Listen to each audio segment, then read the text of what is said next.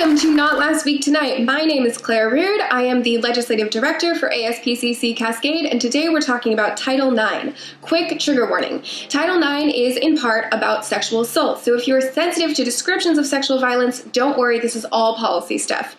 If you are triggered by shade, however, this video might disturb you. Last November, the Department of Education released its long-awaited overhaul of campus sexual assault policies, otherwise known as Title IX, and surprise, it's a trash fire. So ASPCC is running a Hands-Off 9 campaign to tell Education Secretary Betsy DeVos to keep her hands off Title IX. But we realize that most people don't super duper know what Title IX is. So let's get into it. What the is Title IX? Title IX was passed in 1972 as part of the Education Amendments. It's a federal civil rights law, and it states that no person in the United States shall, on the basis of sex, be excluded from participation in, be denied the benefits of, or be subjected to discrimination under any education program or activity receiving federal assistance, which is basically all schools. It prohibits sexual harassment, sexual assault, or any gender-based discrimination that might deny a student access to educational opportunities. If a college receives a report of sexual violence under Title IX, it is required to investigate that claim or at least provide accommodations to help survivors continue their education. And I should say here that I am using sexual assault as a blanket term to describe any sexual violence. While there are important differences between, for example, verbal harassment and rape, both exist on the same spectrum of violence that Title IX attempts to address. The most important things to remember are, 1, rape culture is a thing and it's not up for debate. And 2, Congress enacted Title IX to protect people who are experiencing gender discrimination. These new rules proposed by this new administration focus on protecting people who perpetuate campus violence. Secretary DeVos, seen here with her advisors, is trying to reframe Title IX. And she's doing this by changing the evidentiary standard to make it harder to prove an assault occurred, narrowing the definition of sexual violence so schools are only required to investigate the most obviously violent claims while sweeping all other assault and harassment under the rug, limiting a school's jurisdiction, and letting accused students cross-examine their accusers and witnesses via a third party in a live hearing. Now, all these changes will together have the effect of silencing survivors, but let's look at them one by one.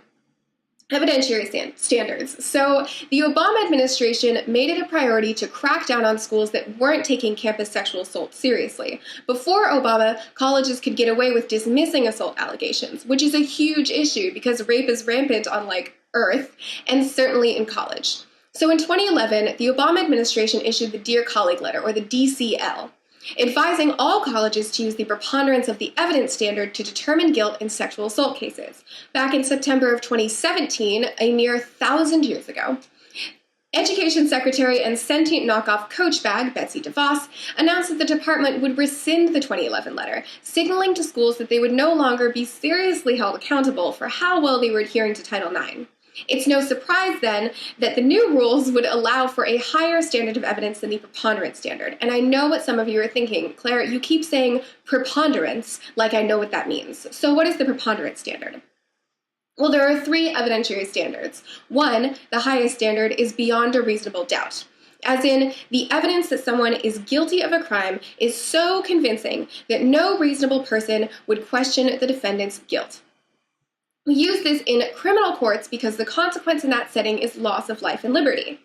The second is clear and convincing evidence, which is we're 70% sure this happened. So it's on a crime victim to prove that it is substantially more likely than not that a crime was committed. And third, the lowest standard is the preponderance of the evidence. We use this in civil lawsuits and in cases alleging discrimination. It means we're 51% sure this happened and not as convinced that it didn't happen.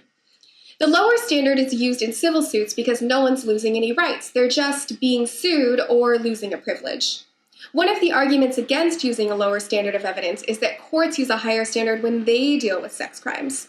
This inclination to defer to the criminal justice system is misguided. We don't want to replicate the criminal justice system in schools. That's called the school-to-prison pipeline, and it's real racist. Maybe we'll go over it in another video. For now, let's focus on Title IX. The goals of these 2 institutions, higher ed and criminal justice, are very different.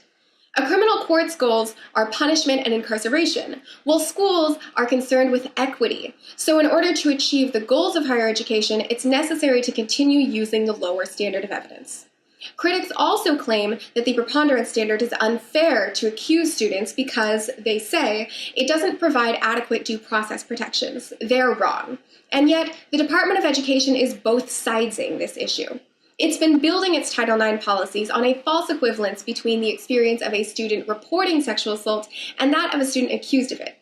When we talk about sexual assault on campuses and when we talk about problems faced by survivors, we actually don't have to talk about false accusations as if they're an equally pertinent issue.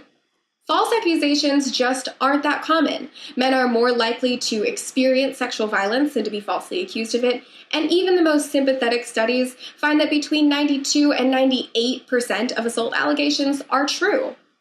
Still, some people say things like sexual assault and rape are very serious problems, but so is being falsely accused. Yeah, but it's not the same thing. Because, as evidenced by the need for the Dear Colleague letter, nothing really happens when someone is accused of assault. Most of the time, nothing happens. Some of the time, they're confirmed to the Supreme Court.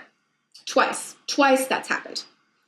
It's important to validate the tacit obviousness that false accusations are bad. We all agree on that. But they're not as likely as being raped or assaulted.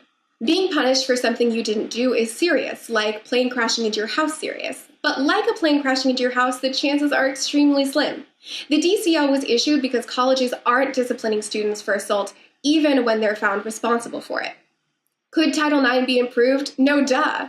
But that reform has to be grounded in an acknowledgement that gender violence is widespread and that, in fact, the history of women's state-sanctioned legal and sexual subordination to men makes a scenario wherein men are punished for violence against women seem unfair.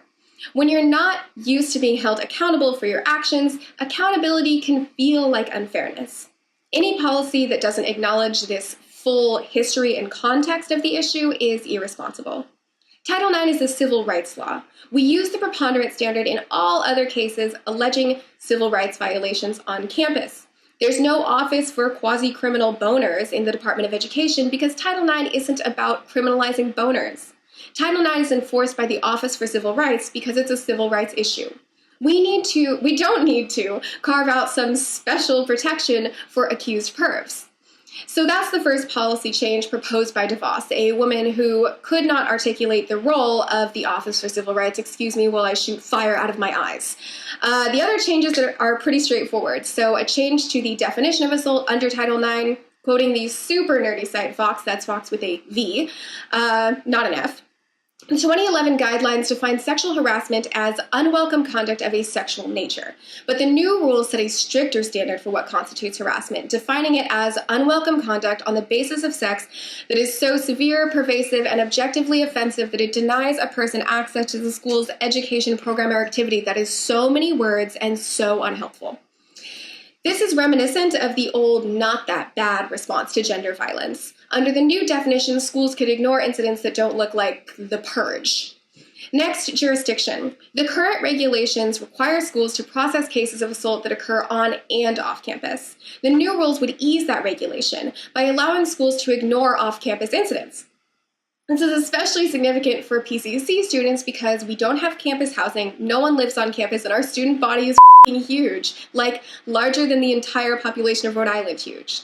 And finally, cross-examination and live hearings. DeVos's new rules would require schools to hold live hearings where accused students can cross-examine accusers and witnesses via a lawyer or advocate. We know that cross-examination can be triggering for survivors and therefore is not a useful fact-finding tool. Title IX is about giving survivors the support they need to stay in schools. These new rules simply don't achieve the goal of the law, which is to protect students who are experiencing gender violence. In 1972, not unlike today, Americans had to reckon with the idea that behavior long considered harmless, like locking someone in your office and taking your out, Matt Lauer, or getting someone too drunk to consent to sex, are actually forms of discrimination that do long-term material damage to women as a class. The persistence of a sexist culture hurts everyone, both socially and economically, and for decades. There are tons of women and gender non-conforming people, and some men, who say things like, "I was raped in medical school, I'm not a doctor now." I was raped in law school. I'm not a lawyer now. So we can see the effects last a long time, and they affect everyone. The misogyny that targets cisgender women is the same misogyny that targets trans people, queer people, even fraternity pledges. Anyone who doesn't conform to traditional expectations of sex and gender. We need to expand civil rights on campus and in general, not rein them in as DeVos is trying to do. And this time, students actually have the power to stop this messy administration from rolling back our rights. But we only have until January 28th. If you want to get involved with the Hands Off 9 campaign, go to your campus ASPCC office and ask for one of the lovely legislative directors, or email me directly at claire.rude@pcc.edu. Thanks for watching and happy 2019. Keep an eye out for Title IX events on your campuses. Now, here are some things I didn't get to say about Betsy DeVos.